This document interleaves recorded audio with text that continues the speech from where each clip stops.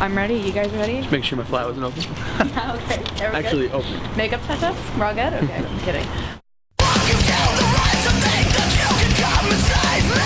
It's not a secret, I jock fucking bands that I love, like Rage Against the Machine and Deftones, and like, but when Deftones came out, like they called themselves alternative metal, and it was like so cool. I felt like they stuck out between like the whole Mudvayne and whatever bullshit that was happening on back then. There's a lot of bands that call themselves hardcore that don't know the fucking first thing about it. Like even we have a song on our new record called I Remember, where we actually have a clip in it from the old singer of Attack Attack, and where they ask him, they're like, what is your connection to the hardcore scene? And his answer is just retarded. And yeah, it's like the dumbest thing I've ever heard. It's like, he says, what's your connection to the hardcore scene? He says, well, our name, we have purple and pink in our name, but that's just our logo, and we have real heavy ass breakdowns. It's like, that's your connection to the hardcore scene? You Like, can answer the question. yeah, it's not. He's just like they think it's a sound more. And when to me, hardcore is more of like a way of like life. Maybe it'll start shit because they'll get pissed, but you know what? Rightfully so. They haven't yet, and I'm sure that band knows that we did that, and they haven't said anything yet. And if they really were pissed or thought otherwise, if I heard a band put a quote of Drew saying something and they were like, fuck what he said, I'd be like, yo, you're wrong, here's why.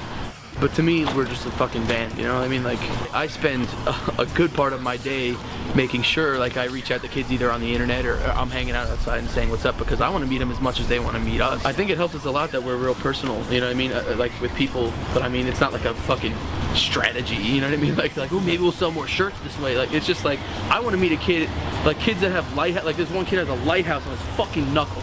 No hand tattoos, just a lighthouse. And he's like, dude, he's like, I did that, like, I love your band. And like, one kid was like, yo, your band changed my life. I'm like, what are you, nuts? Like, that's crazy, you know what I mean? I wrote a lot of these songs in my fucking underwear, like, or we write, like lyrics in the van together. It's just like, shit like that, it got a lot bigger than what we actually thought it was, you know what I mean? Sometimes I think it sucks when we play like big venues, Yeah, because for sure. we're like, we'd much rather a fucking stage this big, no barricade, than a stage that, you know, your feet are at the kids' heads, and it's like, you know, you try and get them into it as much as you can, but there's nothing they can do because there's a barricade, space between like a crowd and like you. It just, sometimes it's awkward. Tonight's a fucking huge venue, but you know, every time I was able to get the barricades down, which is cool.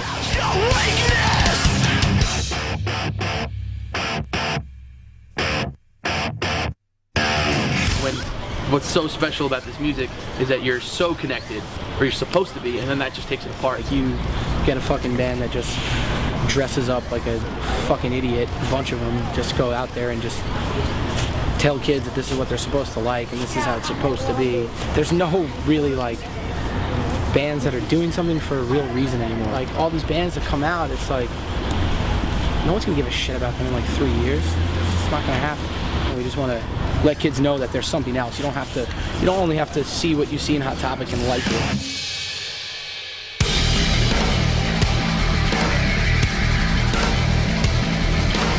Everyone likes what's being jammed down their fucking throats, like, you know, the cover of AP. It's been done a million times. Yeah, it's like, no, Black Veil Brides and like the fucking, we're the new Kiss, like, fuck off. You are nothing but like hide in your fucking, you know, your green room and not talk to these fucking kids and take their money and run to the next show.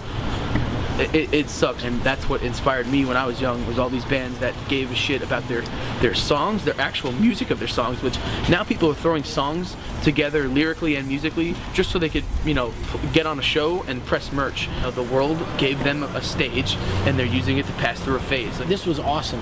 I was looking at like a festival, maybe it was Bamboozle or something, and I looked at a band, and the way they like had their genre, it was dubstep metal, or like dubstep hardcore or something. You can't just do that. You can't just, that's not a real thing. Like, you can't do that. it's a fucking gimmick, and even though it would be, I'd be hypocritical if I said that like, all the dubstep shit's gay, because I listen to some Skrillex shit and I'll be like, oh, that's cool. I was watching the Grammys, and Dave Grohl his acceptance speech. He's like, what was so great about winning this was we did this in my garage with just instruments and me singing into a microphone, and that's it. He's like, it's good that people are still care about the music and shit, you know. And it's like, I'm not trying to knock Skrillex. I mean, the guy I'm sure it's not his fault. He's huge, you know what I mean? It's like he makes songs that people like, and that's fine. Going out and buying a record that just like melts you inside because it's fucking so good, it just doesn't exist anymore.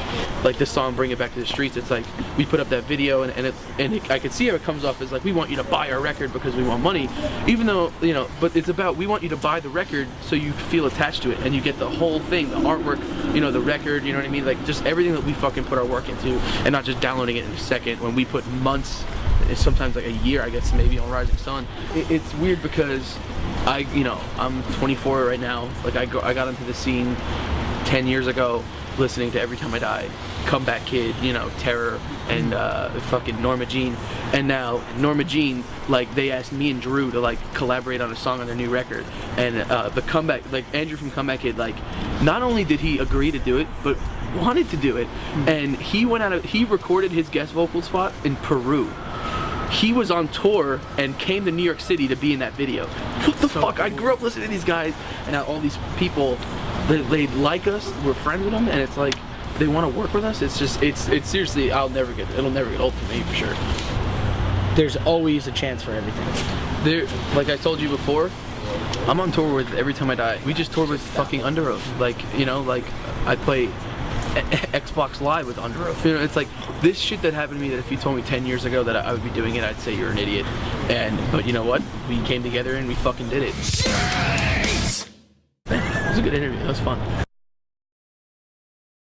Fuck former thieves. Never fucking support those. Fuck them. Just kidding. They suck. They're really terrible. Actually, their guitar player, he's so weird and awesome, worst. And he makes really weird shit. No, I just gave you a compliment, dog. I said you're weird, but that's good. If you want to be fucking, you know, he plays some weird shit. Do that. That band's fucking awesome. Yeah. But no, he makes cool riffs, so definitely check that out. I never heard them before we did this tour, and then like the first song I expected them to be like whatever, and they were like the weirdest shit ever. It was sick. So check out Former Thieves.